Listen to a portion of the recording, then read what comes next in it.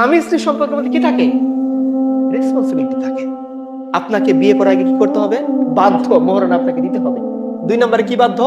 আপনি যা খান তাকে তা, আপনি যা পড়েন তাকে তা, তাকে পর্দার ব্যবস্থা করতে হবে, আবাসনের ব্যবস্থা করতে হবে, তার প্রাইভেসির ব্যবস্থা করতে হবে। কত জিম্মাদারি!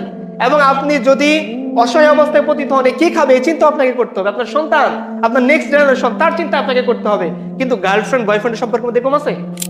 গার্লফ্রেন্ড চায় না যে সে যে পুরুষের সাথে রাত যাপন করলো তার পেট থেকে ওই পুরুষের বাচ্চা হোক। কেন? বাচ্চা পালাটা একটা রেসপন্সিবিলিটি। ওর কষ্ট লাগতেছে 2 কেজি 3 কেজির একটা বাচ্চা পেটে ধারণ করার, কিন্তু এই বাচ্চা যদি একদিন টানা একদিন না নড়ে, মা পেরেশান হয়ে যায় না? পৃথিবীর মধ্যে সবচেয়ে কষ্টদায়ক একটা কাজ হলো বাচ্চা প্রসব করা। সবচেয়ে কষ্টদায়ক একটা কাজের মধ্যে বলেন, আপনি হয়তো সন্তান জন্ম করে বলতে পারেন এই তোমার সন্তান কালা কেন, বোচা কেন, এরকম কেন। মার কাছে ওইটা কি? সে হোক কালো, হোক বোচা, হোক খাটো, হোক যেরকম, মার কাছে সেটা কি? 7 রাজার ধন।